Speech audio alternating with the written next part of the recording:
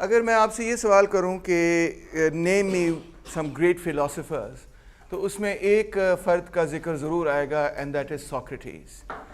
हर बंदा जो है अगर वो कुछ भी फ़लसफ़े के बारे में जानता है तो वो ये ज़रूर जानता है कि एक वो बड़ा ग्रेट आदमी था, उसका नाम था Socrates.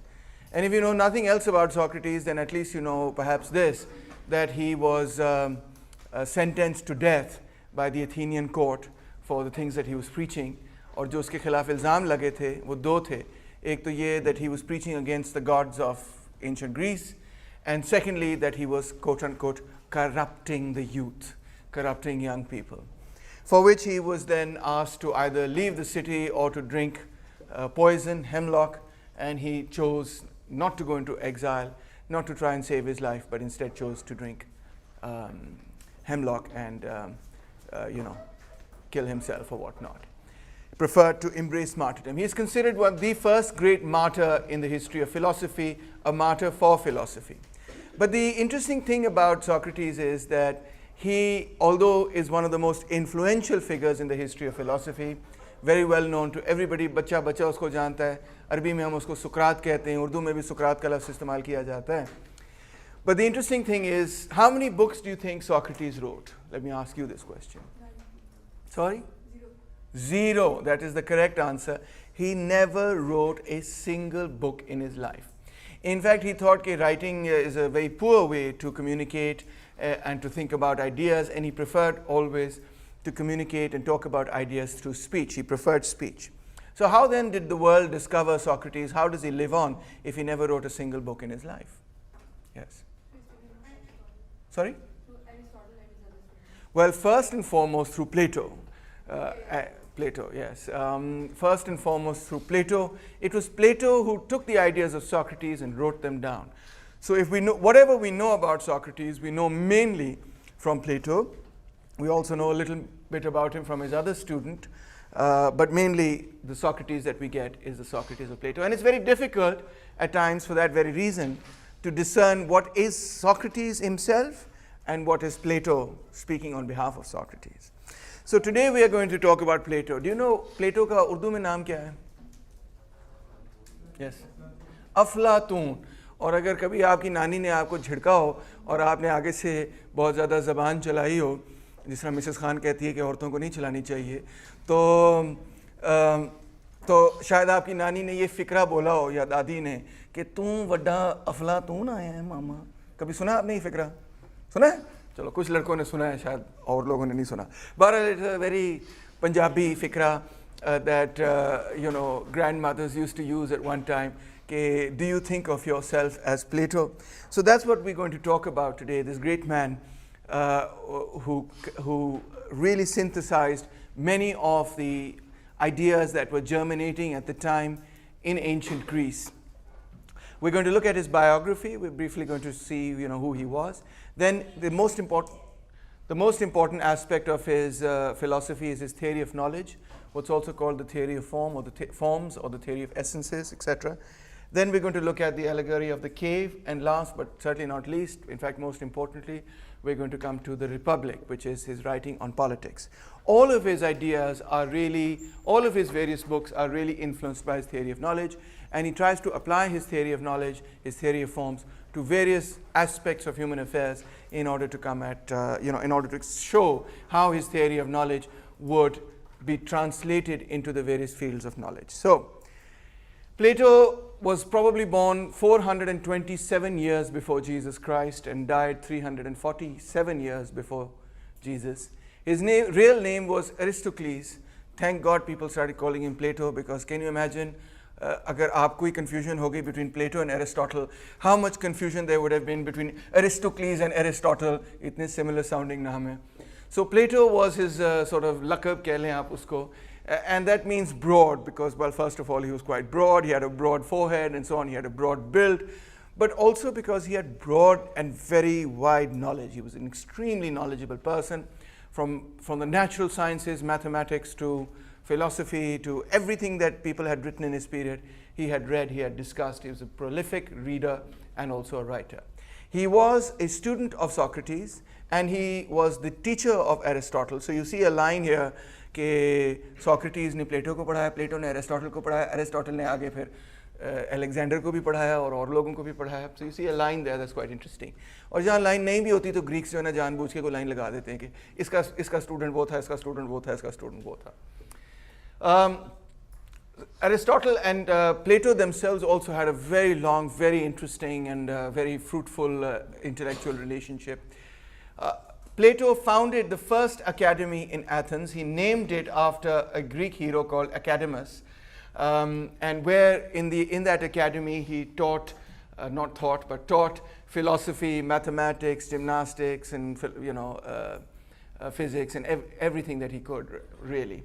And so today when we say, please do well in your academics, we are really paying homage, or we say LUMS is an academic institution. We are really paying homage to Plato, who set up the first formal university, you could say, set up the first formal institution where philosophy would be taught. And you can see his influence कि आज तक जो बंदा university setup करता है या college setup करता है या इवन कोई स्कूल सेटअप करता है तो उसका नाम दिया जाता है academics, right? और नाम इसीलिए दिया जाता है because Plato gave it that name, and he gave it that name after a Greek hero, and we still use that name even though we are not aware of the origins of that incredible name. And that just tells you the influence that Plato has had on our thought. In fact, the influence is even greater than that. Alfred North Whitehead, who himself is a really well-known great philosopher, says that the European philosophical tradition consists of a series of footnotes to Plato. Imagine that, कि Plato के बाद जितने लोगों ने लिखा है वो basically they are footnotes. No, not that way, but they are basically just commenting on what Plato wrote, either trying to oppose him or trying to support him, but nobody seems to have managed to write anything that had nothing to do with Plato. That is his influence. Now, we should go back in time to when Plato sort of lived and wrote and thought, and this is a long, long, long time ago. It is, you go back in time, you think of Prophet, peace be upon him, 1400 years ago. It's older than that. You go back even further and you think of Jesus Christ, 2100 years ago. Well, he's even older than that. He's pre-Christian. He is around, as you can see, 400 years older. 4 centuries before Jesus Christ is when Plato came about. That is a really long time ago. That's approximately 2,500 years ago.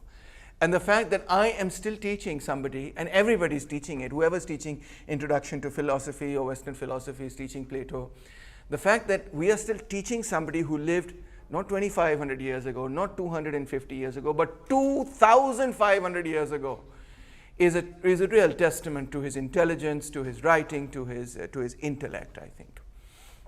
If we go back in time to Athens, Greece at the time was not what you can call a country in the way that we look at Greece today. Today, Greece is a country on its own. Rather, Greece is quite hilly, and between the hills there are valleys, and in those valleys are cities. And so Greece at the time had various city-states. These states basically centered around the city. They took from the countryside, and they were largely quite independent from each other. They didn't think of themselves as Greeks, for example. They thought of themselves as Athenians. They thought of themselves as Spartans. They thought of themselves as belonging to Corinth or any of the other cities.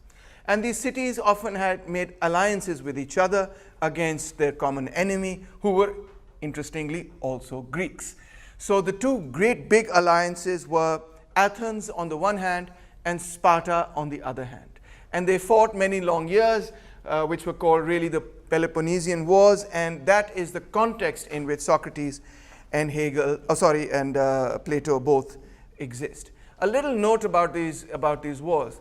Sparta and Athens had two very different kind of social systems. Athens had a remarkable politician by the name of Pericles, who most of you may not have heard of. But it is Pericles really who is the founder of what we call democracy. It is not Socrates, it is not Plato, and it is not Aristotle or any of the philosophers. In fact, Although अगर आप कभी BA level किताब में उठा के देखें या CSS के इम्तिहान में देखें तो अक्सर लोग कहते हैं the Greeks invented philosophy, Plato and Aristotle, invented democracy, Plato and Aristotle spoke about democracy. Well, they did speak about democracy, but what they had to say about democracy was that basically it was a very bad system and that they didn't support it, they were opposed to it.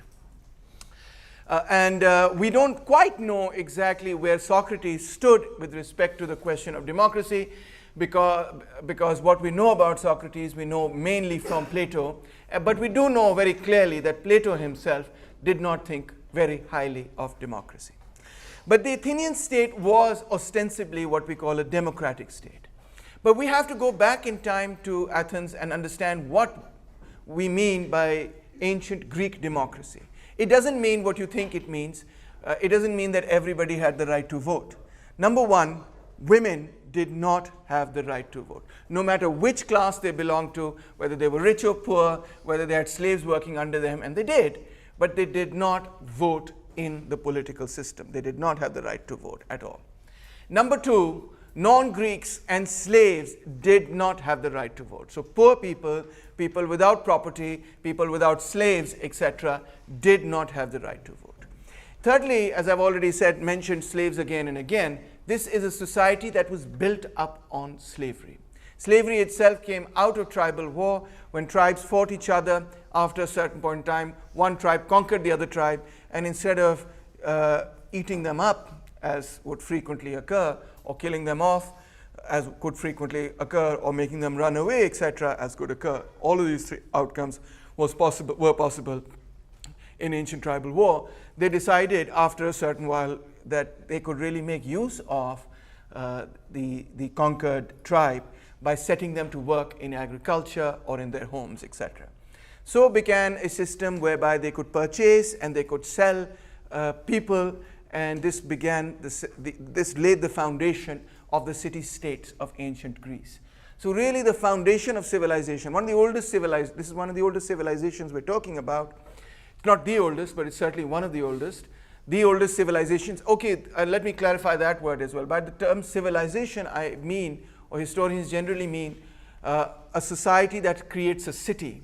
A civilized person is not necessarily somebody who knows how to use a fork and knows how to sip a cup of tea as we think today. He's very civilized. Bada tehzeeb yafta hai, gali galoch nahi karta. What it meant in those days to be civilized was basically to live in a city.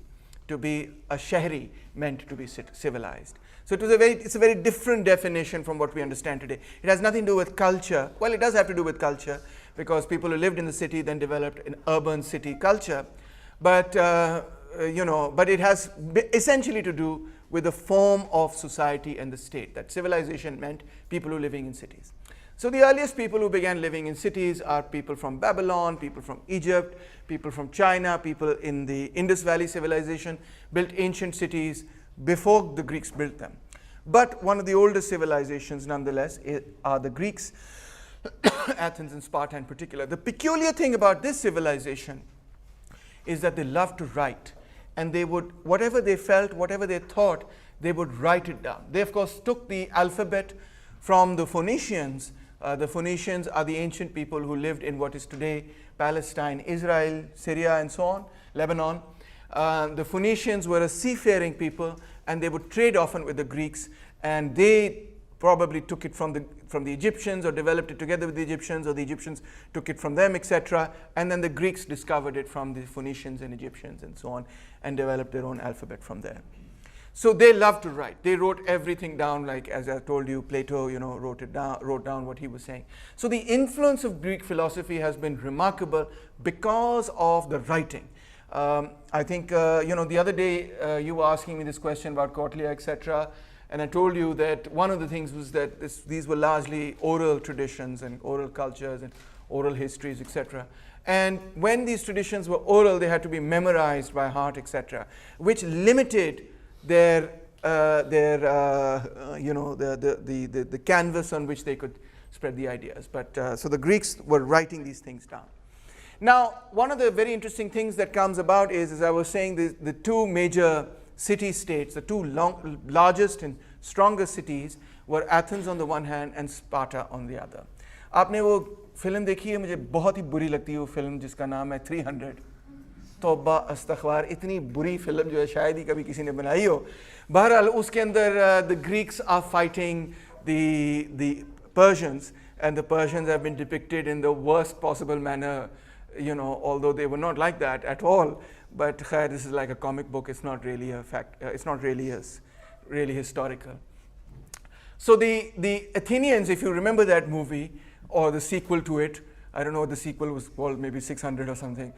No, that's not the name. But anyway, the point is that the Athenians would wear blue cloaks. They would wear blue cloaks, and the Spartans would wear red cloaks, and the men would wear their hair very long, and you know, prided themselves on being great warriors. Both sides were really warrior civilizations in a certain sense. They had conquered other people, taken them slaves and so on, and prided themselves on their armies. Sparta in particular was a very strong aristocracy. So you had a couple of families that were the ruling families. They ruled the entire city. And the criteria that they set for young men especially was whether or not they could be good fighters, whether or not they could be good warriors. And from a very young age, they would take these children and they would train them in the art of combat.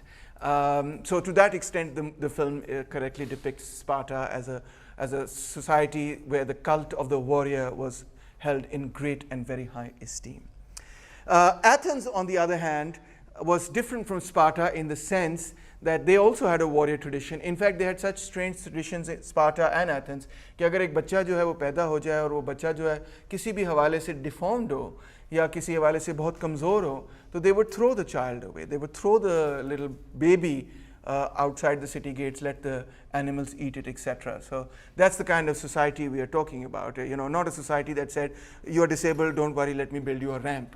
It was the kind of society that was, you know, quite a brutal society in one sense, and a sexist, misogynist society at the same time. But Athens had one peculiar thing that Sparta didn't, and that was a navy. They had a navy, and they needed a navy because obviously, you know, they were seafaring people, etc. And when they built the navy, obviously it takes great labor power to build a navy, to man a navy, and so on. तो navy के अंदर जो लोग काम करते थे वो थे ना तो वो गुलाम थे और ना ही वो गुलामों के आका थे. वो बीच में एक तबका था जो कि आज़ाद थे मगर they were not slave owners either. और इस तबके का नाम जो था वो था the demos, the people. Because जो slaves थे ना उनको तो people माना ही नहीं ना जाता था. उनको तो माना जाता था tools with a voice. औजार हैं ये. They are just tools that, you know, like जिस तरह animal होता है तो एनिमल आपकी प्रॉपर्टी होता है, जिस तरह को गाय भैंस वगैरह है वो आपकी प्रॉपर्टी, उसको जिस तरह मर्जी आप इस्तेमाल करें. स्लेव्स का भी यही हिसाब था. सिर्फ फ़र्क जानवरों और स्लेव्स में ये था कि स्लेव्स जो है वो बात भी कर सकते थे, जानवर बात नहीं कर सकते थे. उसके अलावा उनके सोशल स्टेटस में कोई ख़ास फ़र्क नहीं था. You owned people as property. So Navy was a very prestigious thing. They didn't want the slaves working it. The slaves were working in the plantations, etc. They were serving in the homes and so on. So in the Navy, they had they had the demos work. They were Greeks who were not super rich, so they didn't have slaves, and they were not so poor that they were themselves slaves. They were in the middle. Now, since Athens had a navy, and these people were very, very important, ये जो लोग थे वो ये कहते थे कि ठीक है जी, हम आपकी नेवी में काम करेंगे. We will build your ships, we will man your ships. And Athens के लिए वो ships बड़ी important थी. That's how they conquered their neighboring sort of areas. तो we will do all of this work for you, मगर हमें भी कुछ हकूक मिलने चाहिए, हमें भी कुछ rights मिलने चाहिए, हमारी बात भी थोड़ी बहुत माना करें आप, हमारी राय भी लिया करें. So Pericles, the ancient Greek politician, very clever politician, said, yes, that sounds like a very good idea.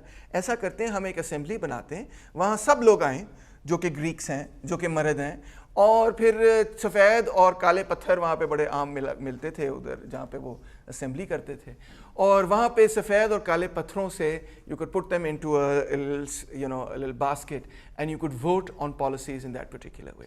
Now this is only about maybe 10 to 20% of the population. 80% of the population, 50% तो औरतें हैं तो वो तो वैसे excluded हैं, बाकी slaves वगैरह हैं तो वो भी excluded हैं. So this is only about 10 to 20% of the population, and this is a very small state we are talking about. You know, a couple of thousand people. We're not talking about a million people. We are not talking about hundreds of thousands of people. We're talking about a couple of thousand people, maybe 10,000 people, maybe 5,000 people at the most.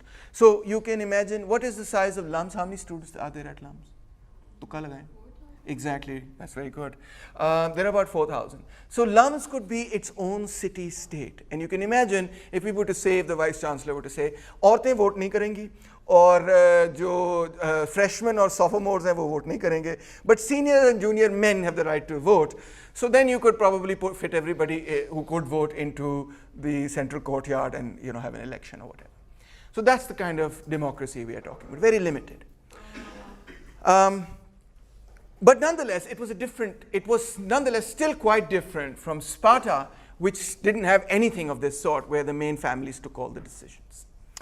So the fight between Athens and Sparta, on the one hand, was over, you know, influence over other Greek states and so on and so forth, and over surplus that was being derived from those states and taxes and revenue and so on. But it was also an ideological conflict about two systems, two very different social systems. You can say it was the Cold War of that particular period, but fought out only in one region. Cold War, of course, was fought out globally. This was fought out only there. दो मुख्तलिफ social systems हैं, one based on purely on an aristocracy, the other based on a mixed system of democracy where the aristocrats take decisions, but then they also put those decisions to vote to the demos. And it's from that word demos that you get the word democracy. Cracy just means rule, rule of the demos. Demos is not everybody, it's basically those people who had no property, etc. So that's what democracy comes from. And the other term that you hear quite frequently is demagogue or demagoguery. So he's such a demagogue, Toba. You know, Bhutto was a demagogue, or Imran Khan is a demagogue, people will often say, right? So demagogue also means, gog means tongue. So demagogue means a person who speaks the tongue of the demos, in other words, who speaks the language or takes the point of view of the demos. ठीक है ना? कि ये तो riffraff का point of view ले रहा है. So the aristocrats used to think of those who were demagogues, representative of the demos, who spoke the tongue or took the point of view or represented the interests of the demos as being lowly politicians, and hence the term demagogue came to mean someone who was an opportunist sort of politician. Those who represented the aristocracy were those who represented the noble people and were considered good politicians. Today, of course, the word demagogue means something quite different from what it did back then, but I'm just telling you what it meant back then. That's how we get these words in our language today. So this was the big fight, and it went on for many, many, many, many years. Socrates, in fact, participated in this fight. Plato was a young man when this fight was going on. Plato was about 20 years old when Socrates was an old man and was, took the pyala, apni mazar da pyala pita, vagara, vagara, and took it very bravely, in fact. And he was in, उस ज़माने में jail का तस्वर भी बड़ा मुख्तलिफ था आज के ज़माने से. तो when he was drinking the hemlock, his students, etc., were allowed to be with him as he was drinking the hemlock, etc. और वो रो रो के पागल हो रहे थे, हमारा उस्ताद, काश आप भी मेरे से कभी इतना प्यार करते. बहरहाल रो रो के पागल हो रहे थे, हमारे उस्ताद को मार दिया, अब हम फिलोसफी कैसे सीखेंगे. And Socrates like, क्या बोंगिया मार क्या कर रहे हो, रोई जा रहे हो वगैरह वगैरह, और I'm going to another realm, etc. This is pre-Christian, so he didn't believe in heaven or hell in the same way that we think of it, obviously, but he did think of a transcendental world, and he thought that that's where he was sort of going to go, and there was no need to cry and make a fuss about the whole thing. And he was rather quite brave about the way he took it, etc., much of which was written down by his pupils later on, which really inspired them as well. But Plato himself personally was quite distraught at that particular thing, and in a certain sense came to hate the system that had given this punishment to his great ustad, and that system, of course, was democracy. Socrates का जो trial था वो भी आज के trial से बड़ा मुख्तलिफ था, in the sense that he was presented before the assembly which was about approximately 500 people. And so it was much more like a jalsa in which people were accusing Socrates, and Socrates was defending himself, and so on and so forth. It was a really public, big debate, quite interesting. And Socrates lost that debate. And the interesting thing is, once he lost that debate, then there was another debate about what punishment he should be given. And punishments, the lighter punishment was कि दफ़ा हो जाओ फिर हमारे शहर से, कहीं और जाके बस लो. ये शहर बड़ा, मतलब वहाँ पे बड़ी riches थी और बड़ी development वगैरह थी, तो किसी को शहर से निकाल देना बड़ी serious punishment होती थी. इसका मतलब है उसको पेंडू बनना पड़ेगा, पेंड जाके रहना पड़ेगा, धोती पहननी पड़ेगी. को they didn't wear dhoti in Greece, but the point is, you get the point. So जब punishment की बारी आई उसी assembly के सामने, तो लोगों ने पूछा अब जब कि आपकी गिल्ट जो है वो you've been declared guilty, तो आपको क्या सज़ा मिलनी चाहिए. तो सोक्रेटिस का बड़ा ज़बरदस्त जवाब था. उसने कहा मेरा ख्याल है कि मुझे हुकूमत की तरफ से वजीफ़ा मिलना चाहिए. You should pay me money because I have given you a very important and good service, which is that I have been your gadfly. I have been asking you the kind of questions that need to be asked in order to awaken the Athenian people to critical thinking, awaken their minds, their intellect, and so on. The audience was so aghast, so shocked by the fact that Socrates गिड़गिड़ा के माफ़ी नहीं मांग रहा था, बल्कि उल्टा बड़ी proudly उसने ये कहा कि मैंने तो आपकी खिदमत की है, मुझे वजीफ़ा मिलना चाहिए. They were so shocked by that statement कि जितने लोगों ने गिल्टी कहा था उससे अब और भी ज़्यादा लोगों ने ये कहा कि इसको तो सज़ाए मौत होनी चाहिए. He really angered the audience even more, and he was really happy to do that because that's the kind of guy he was. He was not a very good-looking person by Greek standards. You may not think that he's that terribly bad looking at all. But by Greek standards, Greeks had this very sort of, how should I put it, exaggerated notion of what it meant to be beautiful. If you look at their statues, you look at their works of art, etc., they are magnificent works of art.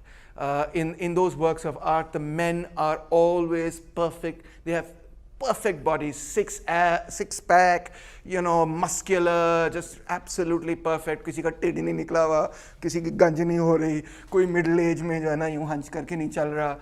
Yes. So Greek art is supposed to represent what they thought was the idea of perfection, not what was actually. Precisely, yes. I was going to come to that. Didn't mean that all Greeks had six packs, right? Many of them were just like normal people. But that's right. In art, they wanted to reflect that which would be the perfection of that particular person. And similarly, the women are all very, very beautiful, very, very erotic, etc., depicted in very, very erotic manners and so on. Both men and women are quite erotic in that sense. So very, very beautiful. So this man, Socrates, is what I love this English की term है. It defines Socrates perfectly. He was a cantankerous old man. What a beautiful word, cantankerous. What does that mean? He was a disagreeable person. He loved to, आप आराम से जा रहे होंगे, you're walking to PDC, you're maybe smoking a cigarette, you're having a nice day, मौसम बड़ा अच्छा है, and along would come Socrates and he would say, hello, क्या नाम है आपका? Nimra. Hello Nimra, how are you doing? And Nimra would say, yes, I'm fine, thank you. You're smoking this cigarette? Yes, I am. Is it a good cigarette? Yes, it is. Do you like smoking? Yes, I like smoke. What is it to you? Well, let's talk about smoking. And he would then just involve anybody sitting anywhere in a market, and he would say, I know nothing about smoking. I know nothing about this craft. I know nothing about how to create pottery. I know nothing about whatever it is that you were doing, music, if you were writing, whatever it is that he was doing, sitting in the market or making or selling, he would come and sit with you and he would say, I know nothing about this, which is a lie. Why don't you tell me about it? और बस फिर उस बंदे को फंसा लेता था. वो आप बड़े खुशी खुशी कहते थे निम्रा कि मैं इसको, obviously you don't smoke, you don't look like a smoker at all, but आप बड़े खुशी खुशी just go with the flow. आप बड़े खुशी खुशी कहते थे कि मैं इसको सिखाऊंगी कि how pleasurable it is, or how nice it is to be an artist, or how nice it is to be a musician, not knowing that this guy is just trapping you. he knows everything there is to know about. He probably knows a lot more about music than you do, and now he's going to patkhofy you in a really bad way. कि आप बोलते रहेंगे और फिर थोड़ी देर बाद आपको ऐसी बात कहेंगे और सोक्रेटिस कहेगा मगर पहले जब हमने कॉन्वर्सेशन शुरू की थी उस वक्त तो आपने ये बात कही थी, अब आप उसके उल्ट बात कर रहे हैं, तो क्या आपके कॉल और फेल में नहीं, वो क्या था लफ्ज़ सोहेल वड़ाइच का कि ये आपके ये क्या खुला तजाद नहीं है? And really that phrase is very Socratic.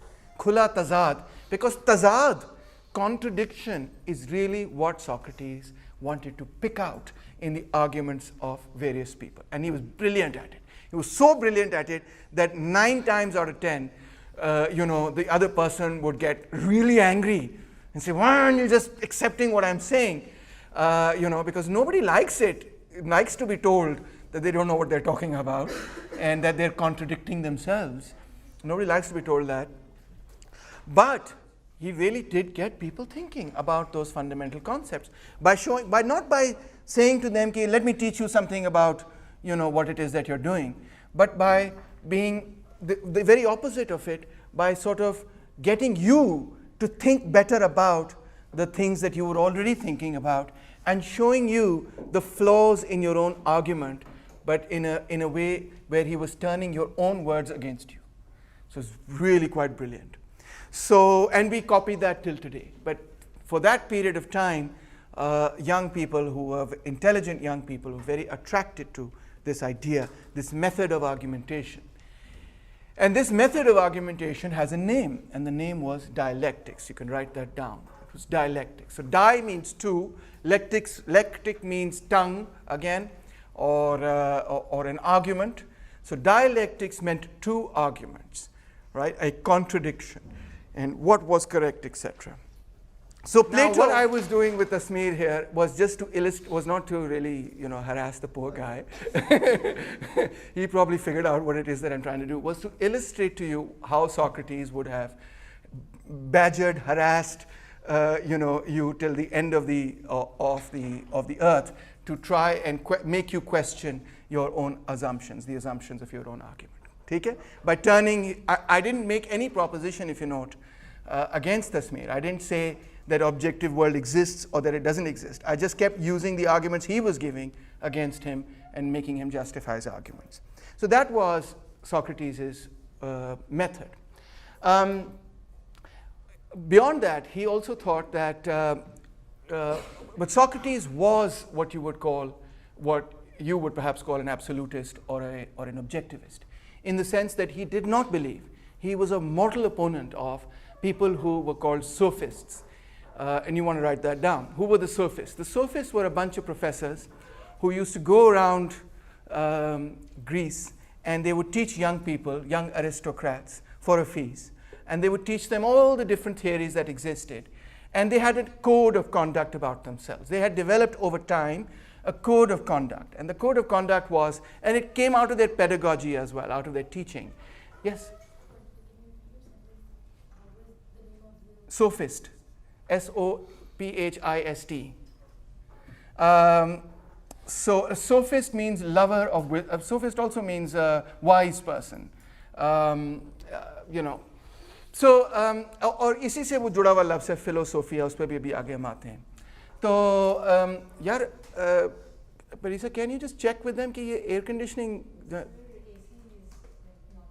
is not working? तो भी ये कुछ खोल दो दरवाजे दरूज से. So the sophists would go around teaching people, and just like Lum's professors have developed a code of conduct. There's like a stalemate between Lum's professors. Taimur Rahman is a Marxist, somebody else is an existentialist, someone else is a liberal or whatever. तो हमारे दरमियान code of conduct क्या है? वो ये है कि तुम भी सही कह रहे हो, मैं भी गलत नहीं. ऐसे ही है ना? Because we're all teaching different theories, and the sophists would say, we are going to teach you all the different theories that exist, and you can use them however and whenever you need to use them. You think of them as tools, as weapons that you can deploy against your enemies whenever you need to utilize them. And that itself, that pedagogical method became almost a philosophy. It became a philosophy, an idea that there was no absolute truth, that all truths were relative, that all truths were comparable, they depended on time and space and so on, and they depended on the circumstances and the context, etc. And the task of the wise man, the sophist, was essentially to teach you the different tools that are available, and it was up to you to see which tool suited you best in which circumstance. But there was no attempt really to try and get to the truth. But that's the Socratic version of what the sophists stood for. The sophists themselves are also remarkable figures in the history of philosophy. For example, one great quotation from them is, "Man is the measure of all things that exist and all things that do not exist." And that beautiful phrase, I might have gotten it slightly wrong at the end, but man is the measure of all things, essentially meant that whether we look at something good or bad, etc., we are always judging it from the viewpoint of a society, of a time, of a context, and even of a person. We're always looking at things from the perspective of man. We do not have this God's eye objective view of the world. And we shouldn't pretend to have it either. But Socrates thought, what a bunch of baloney. He thought, this is nonsense. ये तो ऐसी बात है कि आप अगर doctor के पास जाएं और आप कहें डॉक्टर साहब मेरे पेट में बहुत दर्द हो रही है और आप डॉक्टर से पूछें डॉक्टर साहब मुझे पेट में दर्द जो हो रही है उसके लिए बस्कोपैन खानी चाहिए या मुझे फ्लैजल खानी चाहिए और डॉक्टर आपसे कहे कि आपको कौन सी दवाई अच्छी लगती है और आप कहें डॉक्टर साहब मैं आपसे पूछने आई हूँ कि भाई कौन सी दवाई बेहतर है। नहीं, अगर आपको कौन सी दवाई ज़्यादा अच्छी लगती है आप कहें well I have been using Buscopan, मुझे तो वही पसंद है, बस दैट्स द परफेक्ट दवाई फॉर यू। सो सॉक्रेटिस उसे ये क्या बात है, कल को वो आगे कहे कि मुझे फ्लैजल पसंद है तो फिर वो फ्लैजल दवाई बेहतर हो जाए, कल को वो आगे कहे कि मुझे दोनों नहीं पसंद, मुझे पोलियो ड्रॉप्स पसंद है तो वो पेट के लिए बेहतर हो जाए। तो this makes no sense, right? जिसको जो चीज़ पसंद है वही उस वक्त के लिए सच बन जाए, ये कैसे हो सकता है? आप कहते हैं कल बाहर जो है वो दिन है, मैं कहता हूँ बाहर जो है वो रात है, दोनों तो नहीं सच हो सकते, ठीक है? And that really captures the beginning of philosophy, that two contradictory ideas could not be true at the same time. Either you could be a sophist, or you could be, either you could believe in solipsism, or you had to believe that the outside world existed and that therefore there was an objective discoverable truth. You couldn't hold both beliefs to be true, which was the line of argumentation that you and I were having.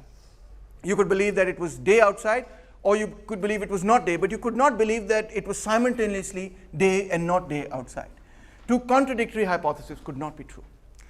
That really began Socrates. That is the method of Socrates. That's dialectics in a nutshell. And his idea was that if we practice dialectics often enough and we weeded out the contradictions, we would slowly move towards knowledge, towards the truth. It's not that he said we have it or we could have it or how long it would take to have it, but he said he could move towards it. And that was virtuous. When you look for the good life, when you look for something that was good, in order to find and discover what is good, you needed knowledge. To discover what is courage, for example, you needed knowledge. In a very famous dialogue, Socrates is talking to, I think, Laches. उनकी discussion ये हो रही है कि Socrates आके उसे पूछता है कि what is courage? And he says courage is temperance. डट जाना किसी मामले पे, डट जाने को कहते हैं। अच्छा, अगर कोई बेवकूफ़ बात पे कोई बंदा डट जाए तो उसको आप करेजियस कहेंगे, ठीक है ना? मिसाल के तौर पे कोई बंदा कहे कि नहीं मैंने तो क्या कोई बेवकूफ़ बात सोचो, कोई बेवकूफ़ बात बताओ। मैंने तो डॉक्टर तैमूर रहमान की पॉल फिल क्लास लेनी ही लेनी है। अगर कोई इस पर डट जाए तो आप कहेंगे कि ये बड़ी बेवकूफ़ बात है, ये कोई करेजियस बात नहीं, ये फुलिश बात है, उसने तुम्हें फेल कर देना, ये जो भी। और सम अदर एग्जाम्पल, मैंने तो सिगरेट पीने ही पीने हैं और आप कहें कि आप कहेंगे कि वो बड़ा करेजियस है बंदा जो सिगरेट पी रहा है। No, you would say is just foolish, he is just ruining his own health, right? If you're doing something to, maybe that's not a very good example, but if you're doing something to ruin your own health and you insist on it, or you're doing something to ruin yourself and you insist on it, or ruin society and you insist on it, nobody's going to call that courageous. Everybody will say that is foolish. So Socrates turns around and says, therefore, that to know what is courageous, you have to know what is right or wrong. Because when you take a stance for what is right, then people say you are being courageous. If, like Mrs. Khan, you take a stance on the fact that women should not speak up for their rights, then nobody will call that being courageous. People just say you're trying to destroy your social life, and why are you trying to do that, etc. Or maybe Mrs. Khan, you don't agree with my depiction of that, but anyway. The point was If you have knowledge, you will move to virtue. And that also meant कि जो लोग evil करते हैं, जो लोग cheating करते हैं, जो लोग plagiarism करते हैं, जो लोग इम्तिहान के अंदर एग्जामिनेशन में बूटी बना के आते हैं, उस बूटी बनाने की वजह ये नहीं है कि वो बड़े करेजियस हैं, वो बड़े नॉलेजेबल हैं. उसकी वजह ये है कि और जो लोग डाका डालते हैं, अगर कोई रेप करता है, अगर कोई कत्ल करता है, जो भी जराइम है दुनिया के अंदर, वो जराइम जो है इस वजह से हैं कि वो बंदा जो है वो नॉलेजेबल नहीं है. ये तो बड़ी अजीब सी बात है. जो बंदा वो जुर्म कर रहा है वो कहता है मैं तो बड़ा टीटी फंटूश हूँ. जब आप किताब अपनी छुपा के आते हैं अपने बाथरूम के अंदर और कहते हैं sir I have to go and take a pee, and then you go and you look up the answer, and then you come back grinning and smiling, and suddenly you're writing really fast. पहले आपको खबर ही नहीं थी कि क्या लिखना है sir Taimur Rahman के एग्जाम में. तो आप तो समझते हैं सर को क्या दगा लगाया, क्या उनको सर को जो है ना बेवकूफ़ बनाया, यही समझते हैं ना आप. या आप कहते हैं कि आप अपने दोस्त को भेज देते हैं और अटेंडेंस शीट पास अराउंड हो रही होती है और आपका दोस्त जो है आपके लिए साइन कर देता है, तो आप कहते हैं ओए यार कमाल हो गया, आज तो क्लास भी नहीं अटेंड की, अटेंडेंस भी लग गई, क्या बात है. यही कहते हैं ना आप, खुश होते हैं ना.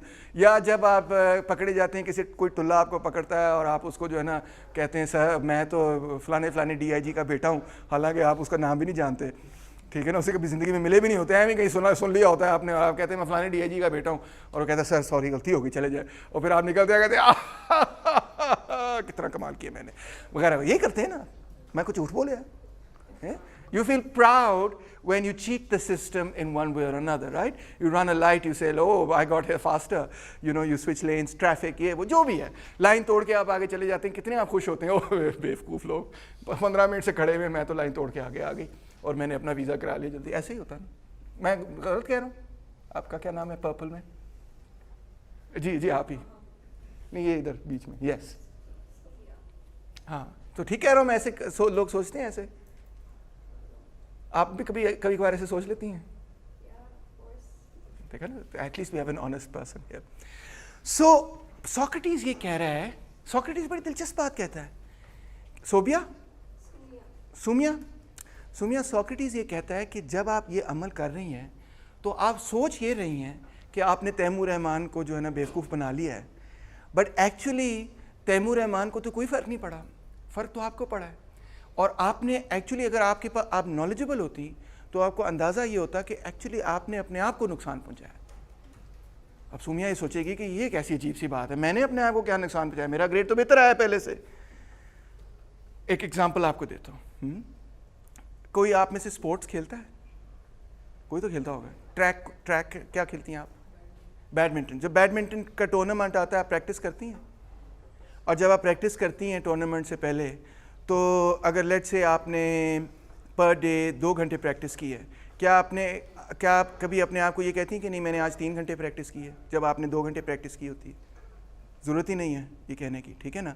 आपने टूर्नामेंट खेलना है, आपको पता है जितनी ज़्यादा आपकी प्रैक्टिस होगी उतना आप टूर्नामेंट में आगे जाएंगी.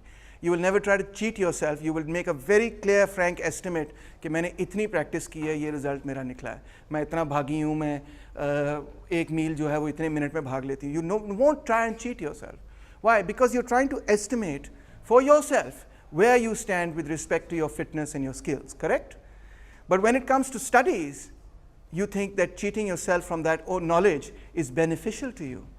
Cheating yourself from knowing that your capacity to understand political philosophy actually stands at this particular level, not at the level that you stated it, is helping you in some way. And when you make a habit out of doing that, what happens as a result of that is that you in fact do not develop the capacity that you were supposed to develop, because you're cheating all the time. You're cheating the system all the time, and you graduate from LUMS with, relatively speaking, a good GPA, but without having done the work to earn that GPA, and without having developed the skill set that would have come with that work. You understand? So if you were treating LUMS the same way as you treat your badminton, if you were treating LUMS the same way as you treat your own hobbies, the things you are fond of, writing or literature or art or photography, some people said the other day, or watching Netflix, there's no reason to cheat yourself out of things that you love, correct? Because you want a frank and very honest estimate about yourself there. You are very honest with yourself, and that honesty pays off. because it allows you to develop yourself. But in these matters, you don't want to be honest with yourself. And so you think कि मुझे फ़र्क पड़ता है. In fact, मुझे तो कोई फ़र्क नहीं पड़ता. क्या मेरी तनख्वाह कम हो जाती है? नहीं. क्या मैं नौकरी से फायर हो जाता हूँ? नहीं. क्या मुझे डिस्ट्रिक्ट कमेटी कह रहा हूँ, डिसिप्लिनरी कमेटी बुलाती है कि तुम्हारे क्लासरूम में एक बच्चे ने चीटिंग की थी? नहीं. I am not put in the dog for anything. मैं घर जाता हूँ, मैं अपनी बीवी के साथ बैठ के खाना शाना खाता हूँ, फिल्में हम देखते हैं वगैरह वगैरह, बच्चों के साथ टाइम स्पेंड करते हैं, एंजॉय करते हैं, वापस आ जाते हैं. कोई ढेले का फ़र्क नहीं मुझे पड़ता. फ़र्क आपको ही पड़ता है. But the fact that you do not have knowledge about, you don't have knowledge of what it is that you're doing to yourself. If you had knowledge कि ये जो मेरा action है ये मुझे hurt कर रहा है, then you would never do it. So it is your lack of knowledge which makes you do bad things. In the same way, traffic के हम असूल तोड़ते रहते हैं, फिर दिन रात हम उसी ट्रैफिक को गालियाँ निकालते हैं कि ये क्या घटिया किस्म की ट्रैफिक है, किसी को गाड़ी नहीं चलानी आती. ऐसे ही करते हैं ना आप. कितना गुस्सा चढ़ता है जब आप गाड़ी चलाते हैं सड़क पे और कोई पीछे आके जोर से हॉर्न मारता है और कहते हैं यार अकल करो, आगे सामने गाड़ियां, मैं किधर जा सकता हूँ. गुस्सा चढ़ता है ना. तो मगर आप एहसास नहीं करते, आप गुस्सा चढ़ता है, आप अगले वाले आगे जाते हैं, उसी तरह किसी और को हॉर्न मारते हैं, and the negative cycle goes on and on. Correct. आपको गुस्सा चढ़ता है जब ट्रैफिक अनसेफ होती है, you become unsafe. But you neglect to mention the fact that you yourself are contributing to making traffic unsafe when you break the law, when you break the traffic light, when you go out of your lane, and so on and so forth. But you never recognize that, do you? You always think that you are benefiting from it, but you are unable to see, if you had knowledge of the fact, that your individual actions are actually causing you greater loss than you realize. वो एक example देता हूँ. दोनों तरफ से traffic चल रही है, चौका ब्लॉक ट्रैफिक है, बम्पर टू बम्पर गाड़ी लगी हुई है. एक बंदा निकलेगा, वो कहेगा मैं तो इन सबको जो है ना सीधा करता हूँ और मैं इन सबसे आगे निकलूंगा. वो क्या करेगा, अपनी लेन से करके गाड़ी निकालेगा, दूसरी लेन में जाएगा करके आगे जाएगा जहाँ पे लेन थोड़ी सी खाली है, मगर आगे क्या उसको मिलेगी, ट्रैफिक. ठक करके वहाँ उसकी गाड़ी, और 4-5 बंदे देखेंगे कि उसने ट्रैफिक लेन जंप की है, वो भी उसके पीछे गाड़ी लगा देंगे. सून क्या होगा कि दोनों लेन्स के ऊपर बम्पर टू बम्पर सामने सामने ट्रैफिक जैम होगी और 4 घंटे वहाँ गाड़ियाँ खड़ी रहेंगी, इंक्लूडिंग द गाय जो सोच रहा था कि मैं जल्दी निकल जाऊँगा. ऐसे देखा आपने कभी ट्रैफिक में होते हैं? हर वक्त ऐसे ही होता है. So you yourself contribute to your damaging yourself. Ji.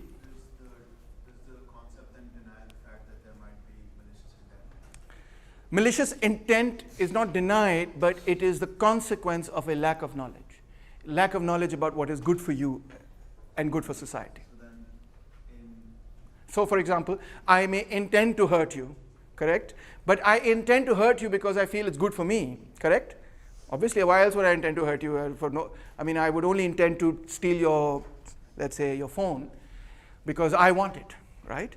And I think that's beneficial to me because I'll have your phone at the end of the day and you'll be beat up and so on and so forth, lying somewhere in a pool of blood, right? So I think that's very beneficial to me. But it's the intent to hurt you is a consequence of my lack of knowledge. Because if I had knowledge about the fact that if I make the world unsafe that way, tomorrow I'll be the one who will be victimized, or my family or my loved ones can equally be the victim of a similar street crime. That's absolutely right. For Socrates, that is absolutely correct.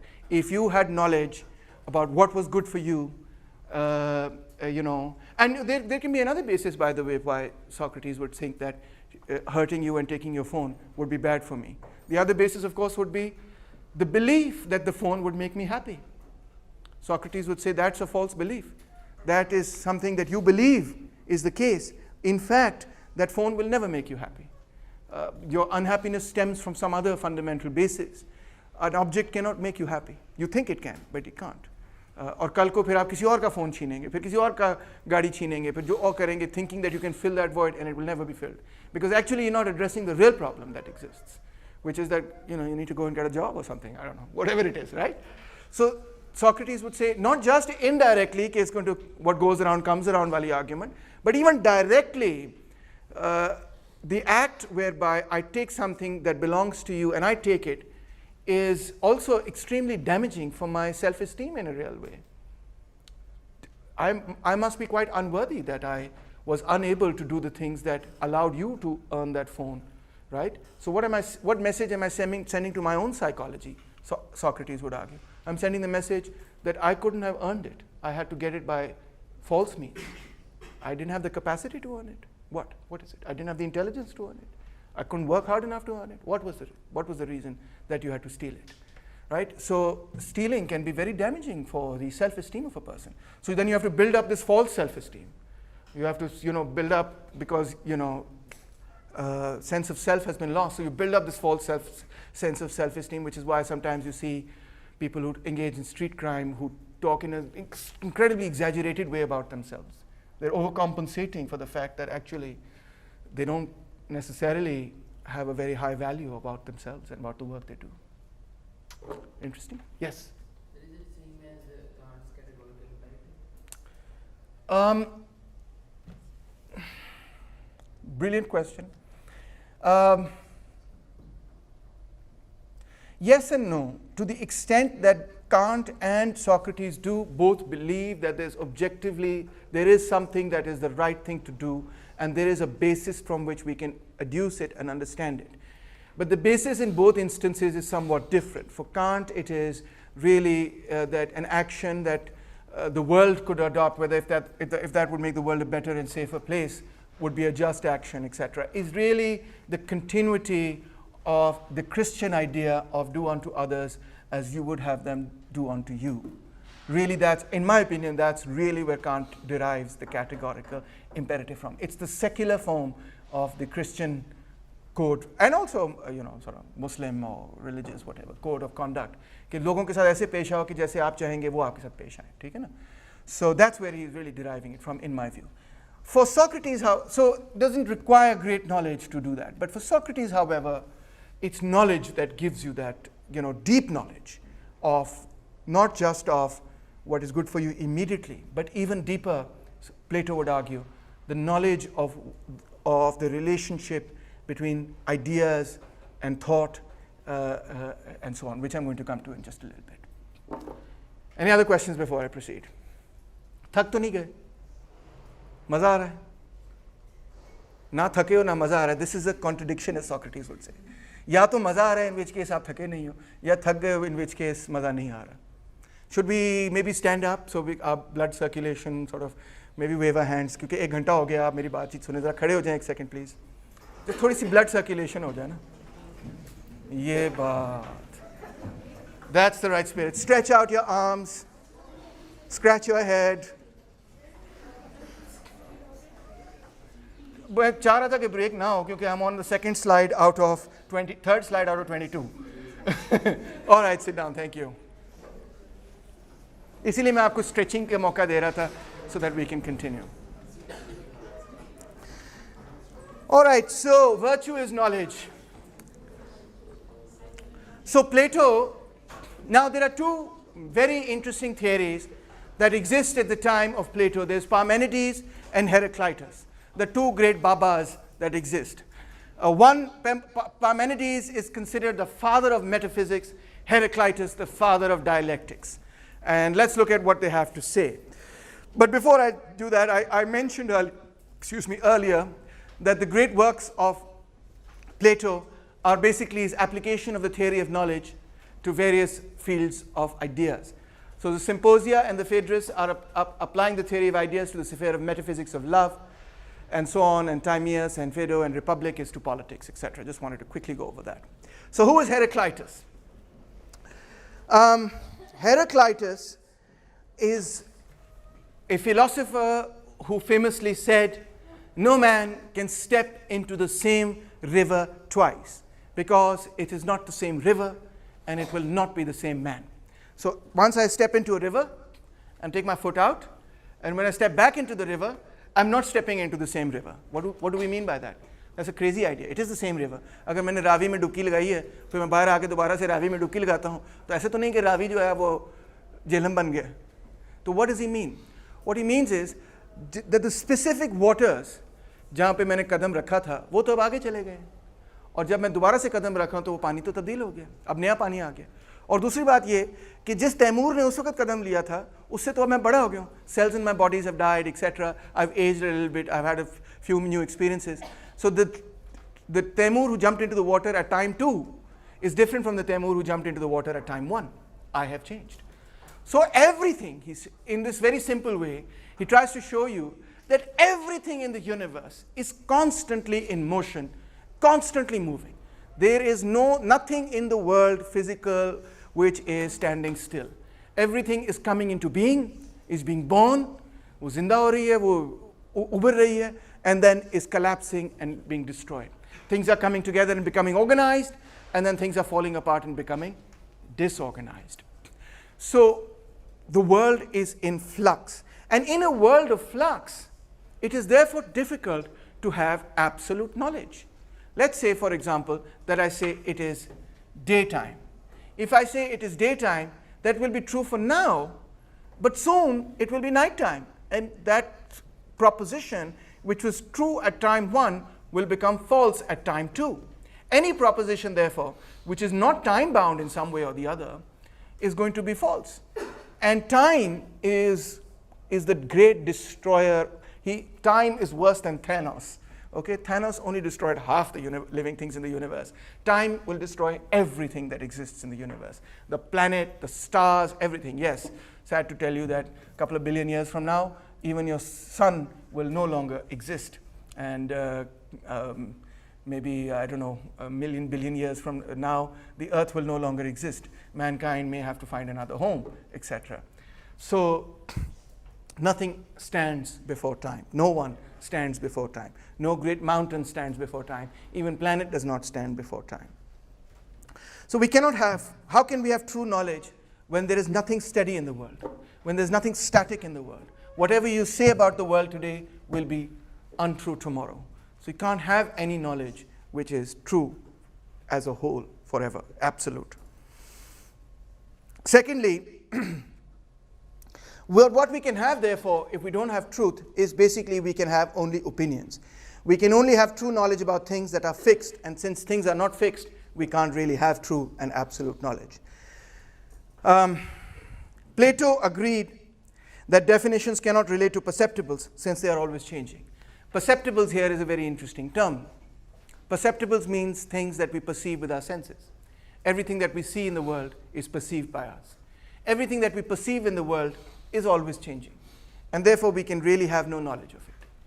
On the other hand came this other Baba called Parmenides, who said that reason dictates that change itself is impossible. And he comes up with a really fantastic argument about change. He says, for example, that change occurs when that which is becomes that which it is not. Something becomes that which it is not. So, for example, there was no Temur, and then boom, suddenly in 1975, there was a Temur. So that which was nothing becomes something. And then there is a Temur, and at some future point in time, hopefully not too close, there will not be any more a Temur in this world. Not this one at least, right? And so that which existed will no longer exist. But logically, he says that is absurd. That is absurd because the only thing you can say about that which does not exist is that it does not exist. You cannot conceive of anything that does not exist. For example, if I tell you, Nimra, to think of nothing, can you do it? Imagine nothing in your mind. Can you do it? No, you can't. You can't. What you can do is maybe you'll imagine some black space or something. You look at something black and you say that's nothing. But that's not nothing, that's black. Correct? So in this way, the thing that we can say about nothing, the thing that we can say about nothing is really nothing. We can say nothing about nothing. Because nothing can have no characteristics.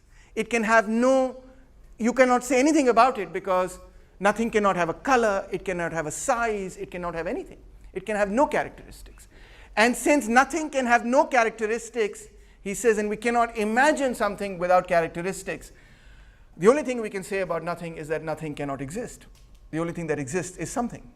Something, therefore, cannot become nothing. That which does not exist, nothing, cannot become something. And hence, whatever exists has existed since eternity.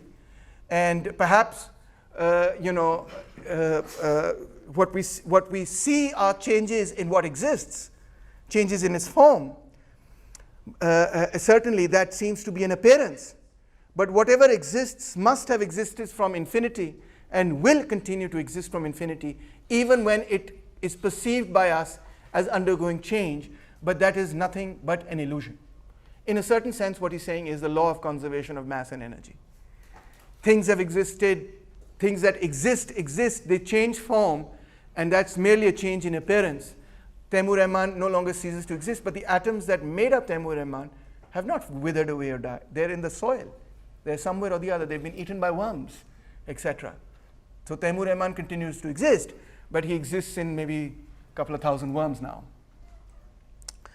So what we can logically say is, it's a convoluted argument, है ना? अजीब सी बात की है. Don't worry if you don't get it, because nobody got it. And Parmenides, everybody was scratching their heads and saying, what is he talking about? And it took me a long time even just to be able to say it the way I'm saying it. You know, what doesn't exist, the only thing we can say about that which doesn't exist is that it doesn't exist. If we're saying that it doesn't exist, then whatever exists is the only thing that actually exists, which is logical, correct? So if the only thing that exists is existence, and there is no such thing as that which does not exist, then therefore change, which by definition, by logic, implies that those things that exist will cease to exist, and those things that do not exist will come into existence, implies that something will transform into nothing. But the only thing we said about nothing is that nothing is something that cannot exist. Therefore, something cannot transform into something that cannot exist. Nothing cannot become something, and something cannot become nothing. Hence, what exists continues to exist, and what doesn't exist does not simply exist. Yes? Is this an early rebuttal to creation? No. Why not? The reason it's not an early rebuttal to creationism is because it takes the New Testament to flesh out creationism in the way that we understand it. Can we consider, I'm not saying that this is a direct rebuttal, but it can be considered as an argument. But the second point I wanted to make was, that's the first point. The second point I wanted to make was, we're talking about Greece, where their religion is, the Greek people are not familiar with the argument of creationism. They don't, I mean, the Jews are, at that time, the only people who sort of, in very embryonic form, have that argument. And they exist in Egypt and in Palestine, etc. And their influence on Greece is minimal.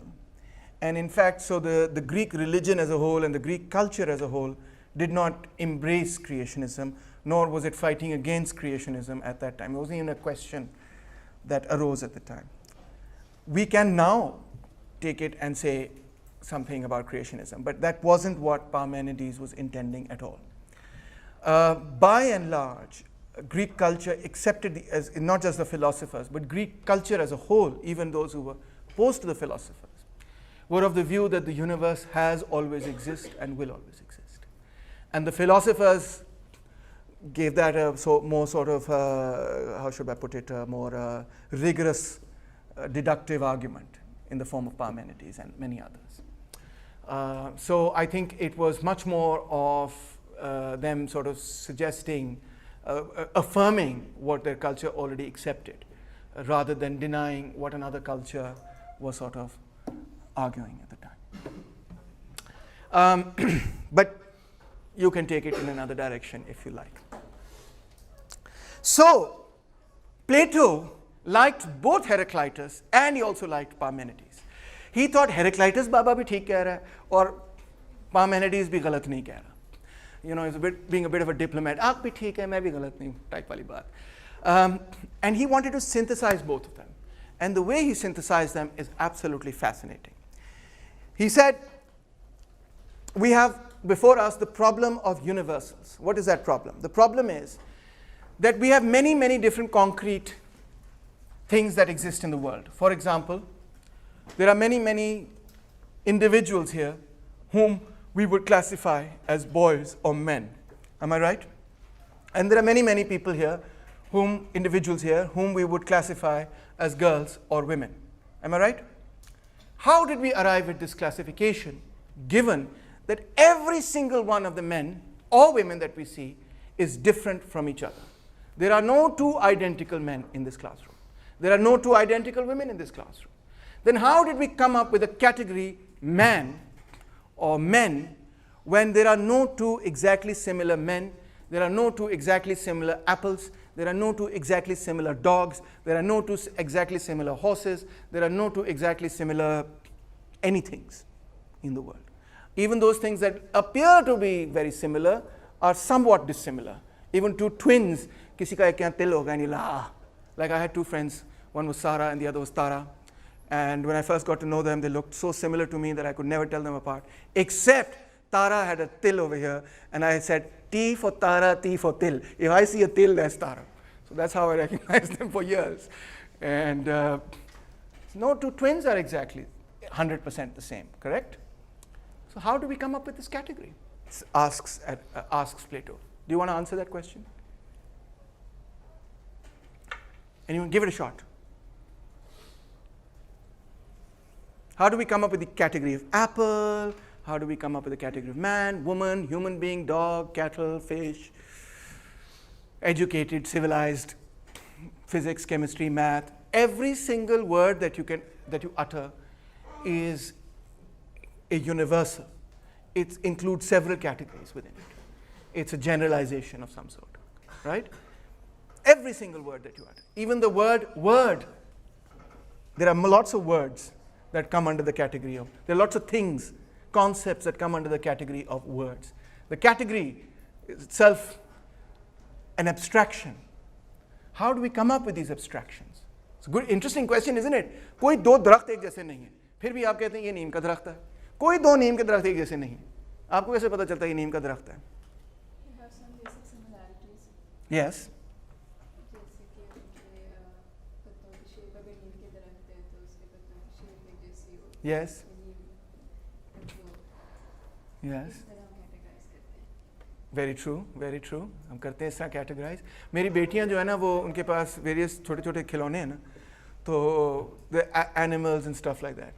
तो अगर मैं कोई animal पकड़ूँ ना और मैं कहूँ कि वो जा रहा है, तो देखो ये शेर आ रहा है या जो भी, तो they'll immediately respond by saying, no babu, it's not a boy, it's a girl.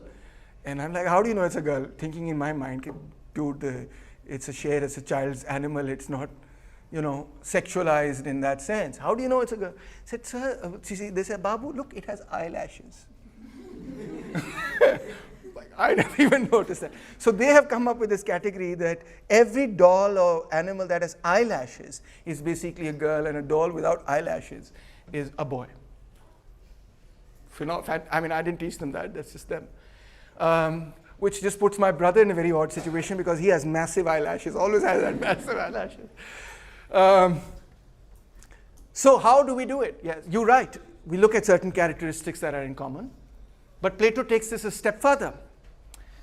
Because how do we know, how do we differentiate that these characteristics, 1, 2, 3, are in common, and these characteristics, 4, 5, 6, are differential, but I will ignore them and I will accept. There are maybe 100 characteristics or 1,000 characteristics that everything has, right? 100,000, I don't know, whatever.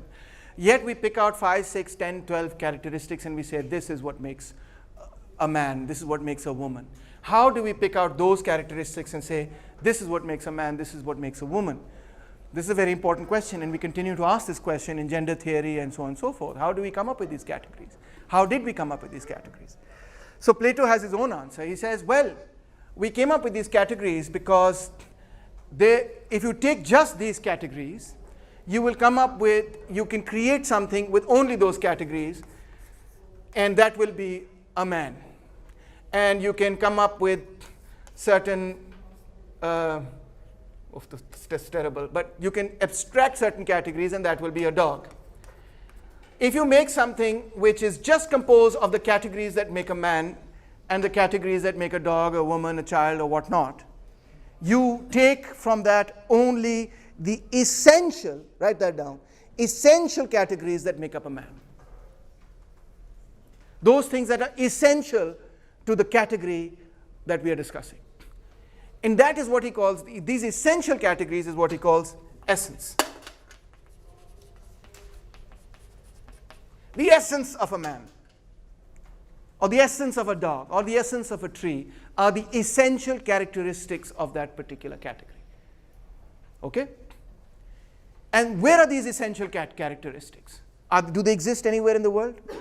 Do you see a woman who is not someone, who's just a generic woman?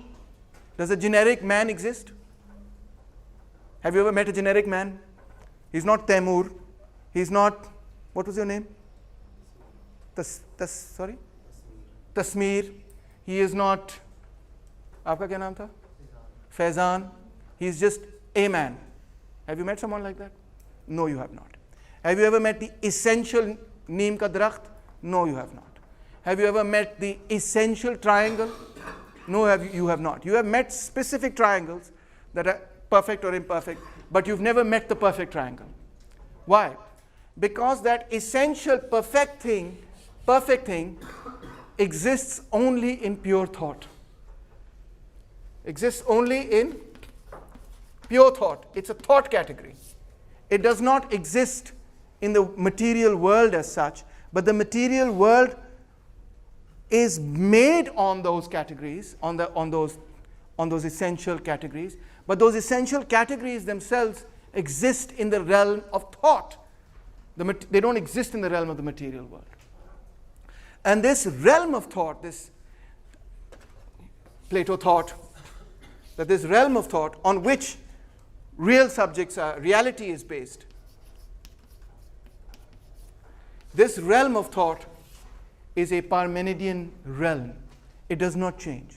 The essential characteristics that define a man or a woman or a neem ka darakht or a dog or a cat do not change, even while real dogs, real cats, men, women, countries, cities, whatever, continue to constantly be in change.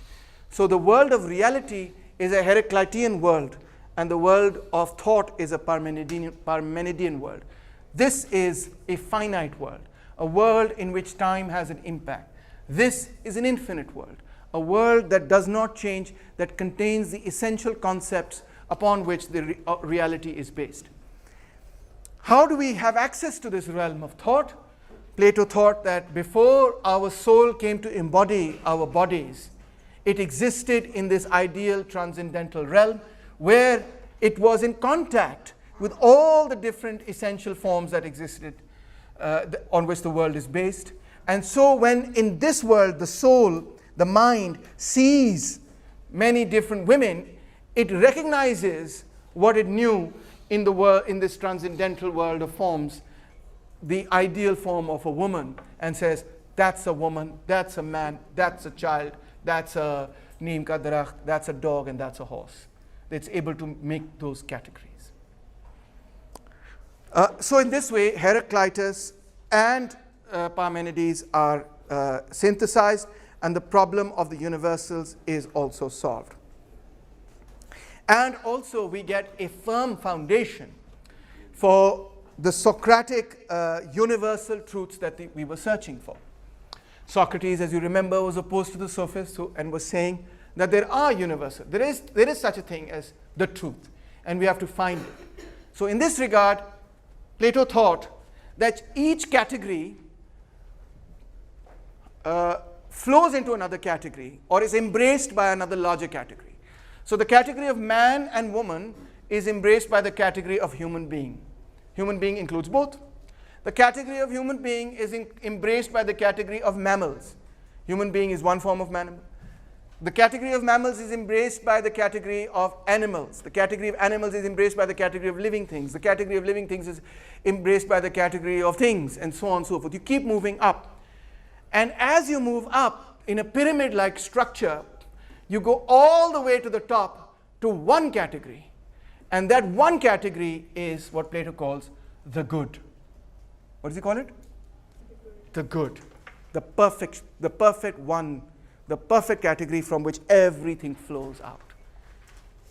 And now there are not an infinite number of these categories. There are a limited number of these categories. And right at the pinnacle over here is a one. The one. Good. You can see how easy it is right there for someone to say that the one and the good from which all categories emanate is God. That's all you have to do with Plato in order to arrive at Neoplatonism and much of Sufi thought and much of mysticism and much of religious philosophy. And that, of course, did happen later much after Plato with Neoplatonism. So the purpose of philosophy is dialectically to discover this. It's difficult, but it can be discovered. But once you discover this, you discover the entire pyramid. You discover, what lies behind the material essences you discover the essences and the one essence that is the foundation of all the essences. And once you discover that, you have arrived at knowledge. And once you've arrived at knowledge, then everything will make sense to you. It's almost like, do you remember, how many of you have seen The Matrix? मेरी बड़ी favorite movie है. इतने कम लोगों ने देखी है. Now you're really making me feel old. आपका काम ये है कि आपने जाके Matrix देख के आनी है, ठीक है? At one point in time in The Matrix, Neo, who's fighting in the Matrix, he's inside a computer program, he's fighting in the Matrix, he's doing his kung fu in the Matrix, is suddenly able to decode the entire program. And then all his opponents no longer appear to him as individuals and people, they appear to him only as numbers. And once he decodes it, tuck, tuck, tuck, tuck, tuck, tuck, tuck, he fights them and defeats them without any difficulty. Lovely. That's like what Plato is saying. Once you discover the good, once you discover the essential ideas that is the basis of reality, reality will lay itself out to you in a very simple and easy to understand manner, and you'll be able to make sense of everything in the world. The last slide was about Socrates and universal truth. Yes, so Socrates was of the view that there have to be universal truths, and Plato is saying yes, there are. So you could have the form, for example, you have this idea of a red ball. So now it is participating in two kinds of different forms. First of all, it's participating in the form of a ball, which is its own form, and then it is participating in the form of what's called red. Right? So a red ball is participating in two different forms, putting them together. The red participates in color, color participates in blah, blah, blah, ball participates in shapes, etc., etc. All of them move up to one thing, the good, the perfect, beauty, perfection. And from that flows the perfect red. From that flows the imperfect red ball. Okay, so moving on. So reason, he thought, is like math. The good is identified, as you saw, with the one. And I also gave you the example of, this matrix sort of example, that everything sort of comes to you like this abstraction. Mathematics itself is an abstraction. So Plato introduces one of the most important themes in Western philosophy, the theme of dualism. There is a world of ideas in which the perfect unchanging form exists of everything we observe. Before birth, our soul existed in a world of ideas. In this world of ideas, we had direct knowledge of the forms. When we see objects with our senses, our soul is reminded of the ideal forms. Knowledge, therefore, is recollection. The philosophical soul yearns to return to the world of ideas because the world of ideas is infinitely more beautiful. We love that world. We miss it. Knowledge is not gained through observation of the material world, but through the dialectical exploration of the world of ideas. This dualism between perception and reality. Reality are these essential forms behind the concretely existing reality. That's what we have to discover. Now he puts all of this into a very simple story for all of you people to understand. He says कि एक गार है, उस गार के अंदर लोगों को बांध के रखा हुआ है इस तरह करके, और उनको ये भी नहीं इजाज़त कि उनको ऐसे बांधा हुआ है कि वो अपना मुंह भी नहीं पीछे कर सकते, पीछे नहीं देख सकते, सिर्फ सीधा देख सकते, और उनके पीछे एक आग है, और आग के सामने एक बंदा जो है ना वो चीज़ों को यूं यूं करके हिला रहा है, और जो चीज़ें वो हिला रहा है उनका साया दीवार पे पड़ रहा है, और आप क्या देख रहे हैं? साए को देख रहे हैं। आप यूं बंधे हुए हैं और साए को देख रहे हैं जो आपके दीवार के सामने। पीछे there is a puppet master, shadows, he is showing shadows, he is doing shadow puppeteering in front of you. फिर आप में से एक बंदा जो है ना उठता है और अपनी रस्सियां तोड़ लेता है, और वो कहता है मैं बाहर जा रहा हूँ केव से, और मौला जट की तरह जब वो केव से बाहर निकलता है, उसको सूरज की रोशनी जब उसको टच करती है और वो सूरज की रोशनी में पूरी दुनिया को देखता है, तो उसको रियल कलर्स नज़र आते हैं फॉर द फर्स्ट टाइम, और दुनिया की रियल ब्यूटी। अब ऑब्वियसली एक शैडो को देखना और रियल चीज़ों को सूरज की रोशनी में देखने में बड़ा फ़र्क है, और जब वो देखता है तो वो तो बिल्कुल महजूज हो जाता है, पागल हो जाता है, कहता है यार क्या ज़बरदस्त बात है। वो भागा भागा वापस अंदर जाता है और अपने दोस्तों से कहता है कि ये तो हम इधर पुतले बैठे हुए हैं, हमें तो रियलिटी का पता ही नहीं, इस गार से बाहर आने की ज़रूरत है। मगर जो उसके साथ उसके दोस्त यार होते हैं, वो बजाय इसके कि कहेंगे चलो ठीक है मेरी रस्सियाँ खोलो हम भी बाहर चलते हैं, वो कहते हैं तुम पागल हो गए, तुम क्रेजी हो गए, और वो उसको कत्ल कर देते हैं। मार देते हैं उसको, कत्ल कर देते हैं। तो इसमें प्लेटो ने अपने नुक्ता नज़र से सुकरात की पूरी कहानी बता दी कि सुकरात वो था कि जिसने अपनी मेंटल जंजीरें तोड़ के उस दुनिया को समझने की कोशिश की जो कि इस मादी दुनिया के पसे पर्दा है और जो कि इस मादी दुनिया की बुनियाद है, जिस बुनियाद पर यह मादी दुनिया जो है वो एग्जिस्ट कर रही है, चल रही है, उसको समझने की कोशिश सुकरात ने की। और जब उसने लोगों को समझाने की कोशिश की कि ये मादी दुनिया की ऑर्डर जो है, उसका लॉजिक जो है किस तरह है, किधर है, क्यों है, कैसे है, तो लोग उससे इतने खफा हुए, इतने खाइफ हुए कि उसी को कत्ल। Dialectics is the science of ideas. It is the correct joining and disjoining of ideas, the knowledge of the relation of ideas to each other. So we have to figure out what is the relationship of red to color, what is the relationship of color to something else, and so on and so forth. It's a broader category. The attainment of this knowledge is the chief problem of philosophy. Now, so that requires that we know these ideas separately, first of all. That's inductive reasoning. To know each idea in relation to other ideas, that is classification and division through deductive reasoning. Classification means कि कौन से ideas जो हैं वो एक बड़े idea के अंदर आते हैं, और division means कि कौन से अलहदा हैं. And finally, moving from classification and division upwards towards the supreme idea, which is the good, the perfection of all ideas. I think this is self-evident. आगे चलते हैं. Now he wants to apply it as you asked. आपका नाम? Faiz asked, how is this applicable to politics? And I thought I was taking a Pol Sci course, और आपने इतना फ़लसफ़ा पढ़ा दिया है, 1.5 घंटे से आप फ़लसफ़ा पढ़ा रहे हैं, कुछ सियासत भी पढ़ा दें.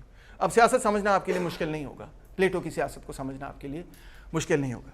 जैसे कि एक आइडियल वुमन है, by ideal woman I don't mean ideal for me or whatever, I mean ideal in the sense of the essence of a woman. Ideal man है, ideal horse है, ideal form of a cat, dog, whatever है. इसी तरह there is in existence somewhere the ideal form of a state, and that is what he refers to as the republic. That's the ideal state.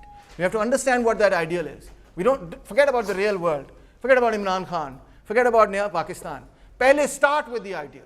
What would an ideal country look like? What would an ideal state look like? Not Pakistan. What would Pakistan look like ideally? What would an ideal state look like? Just in the abstract. Then we will know how to get there. So that's what we have to create. First, the end goal is what we have to discover. So Plato says politics must accord with human nature. When you look at human nature, you see that there are 3 different sides of human nature. There's one side which is like the child, which just wants and desires. Correct? And there's the other side which is, that's like your body, your appetites. Then there's the other side which is the spirited element, the good. It needs no touch, it obeys the voice of reason. And he says the charioteer reason takes us and manages a person between these 2 extremes. You can think of it this also in religious terminology, the good angel, the bad angel, the good side of you, the bad side of you, and then reason taking you through what you desire and what is just and right. Okay? And you see the exact same theme, by the way, in Freud in a different shape. What you desire is your id, and the taboos placed on society is your superego, and your ego attempts to mediate between the id and the. So it's basically Plato, just in different terms. Yes? What is the state? We're coming to that. First we start with human nature, then we move to the state. So, the fundamental characteristics of a body, of a person, are your head, your chest, and your abdomen. Correct? Right. I forgot the chest in the middle. With each of these physical characteristics, Plato says, is associated a personality kind. Those who have who live their life from their head tend to favor reason. They are the nerds. Those who tend to live their life from their chest, so to speak metaphorically, have will and courage and fortitude. And those जो टेढ़ रहते हैं, they have an appetite, which by the way is also absolutely essential. So we have your people who are your nerds, Essentially, you can take all of lums and divide them into 3 categories. आप अपने लिए भी लिखेंगे आप कौन सी category में. Are you a nerd? Are you a sports jock? You like sports, etc.? Are you good at your studies? Here, sports jock will be here, and you sit around the खोखा and canteen and eat and have a good time. Is here. वो भी ज़रूरी है. From these also come several virtues. Those who think with the head, reason and reason dominates their soul, have wisdom. Those who have the development of will from the chest have courage, and those with appetites who are mainly ted wale log observe temperance. Temperance means ke aaj main nahi khana khaunga. Ye jo bhi. Now you have states that also accord with that, and what role will these people play in any given state? So those who have reason, who are brainy, who have wisdom, ought to be in an ideal state the rulers of that society. Those who have courage and willpower and strength, real physical raw strength, ought to be the soldiers of that particular state, to defend that state. And those who have appetite and undertake temperance and so on, and love the worldly things, etc., essentially, ought to be the laborers, the workers, the artisans, the people who create, and so on. And so for Plato, there ought to be in the ideal state a hierarchy according to your nature. Those with wisdom ought to rule, those with courage ought to defend, those who love the worldly things ought to create those worldly things. There are 3 classes, therefore, in Plato: the guardians, the auxiliaries, and the workers. The guardians are the ruling intelligentsia, drawn from the most capable people from every class, thought Plato. And Plato was feminist enough to think women can be equally part of the guardian class. His academy had many, many women in it as well. They ought to be trained for 35 years, and they must be trained in everything.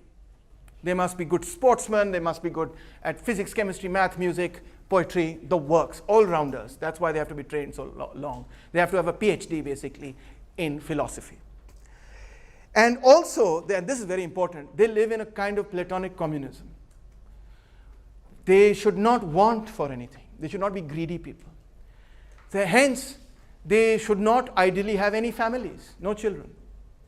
Because if they have children and families, and if they have property, then they will work for their children, they will work for their families, they will work to increase their properties. But a true philosopher is somebody who is beyond all of that and can say bye-bye to all of that and lives only for one purpose, and that purpose is the discovery of knowledge and so on, and the spread of that knowledge in society and recreating that society on the basis of knowledge. That's why when Modi says कि मैंने तो सियासत के लिए अपनी और आवाम के लिए अपनी बीवी और बच्चों को छोड़ दिया और अपनी ज़िंदगी छोड़ दी, everybody says that's really Platonic of you, well done. मेरी तो कोई जायदाद भी नहीं, मैं तो चाय बनाता था वगैरह वगैरह. He's making a very Platonic argument, even though he may not realize it. Or when Imran Khan says कि मेरे पास तो सब कुछ है, मुझे तो ये कुछ चाहिए ही नहीं, मुझे कोई हवस नहीं है, इसलिए मैं सियासत में जब आया हूँ मैं किसी हवस के बगैर आया हूँ. Again, he is making a very Platonic argument. He is saying कि जो हवस करते हैं वो अच्छी सियासत नहीं कर सकते.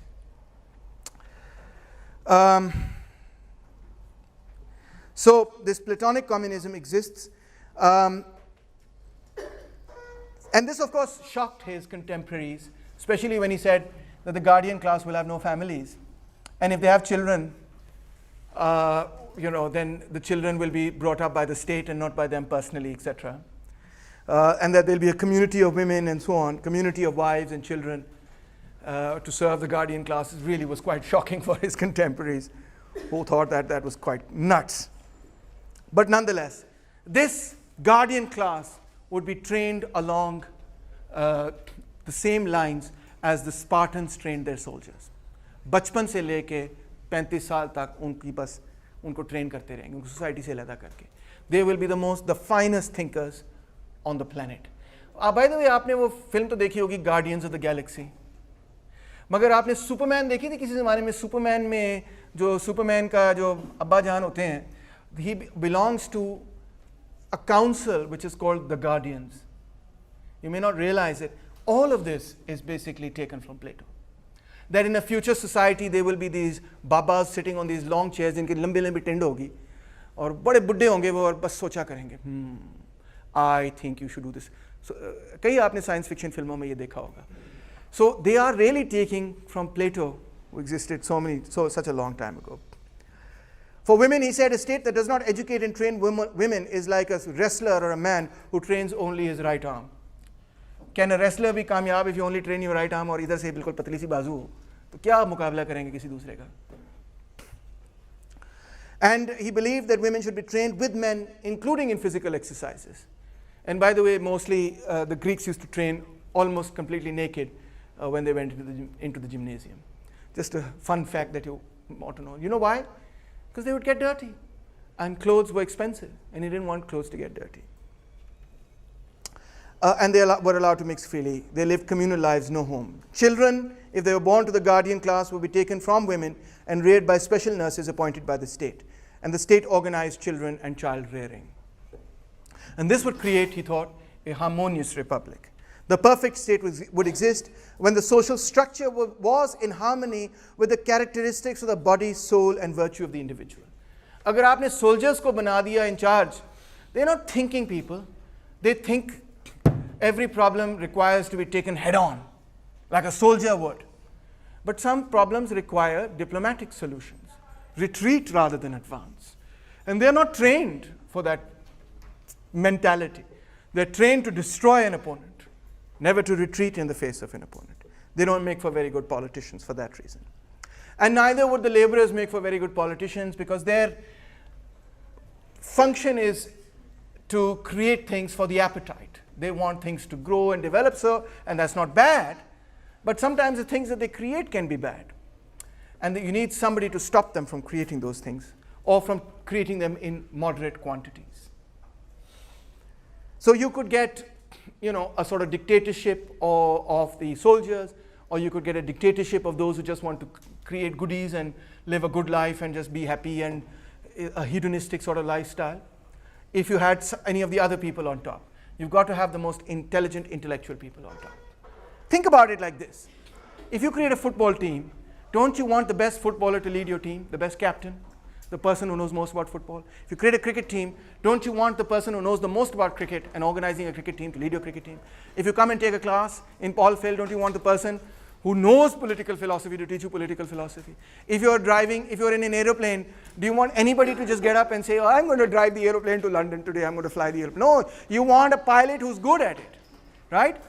Then why is it that when it comes to the most important decisions that any society can take, all the decisions of a society, how it's going to be organized, what the law is, you are ready to select somebody who has no clue, experience, or understanding about politics whatsoever? Oh, now I see why you're packing your books, because you think it's the end of class.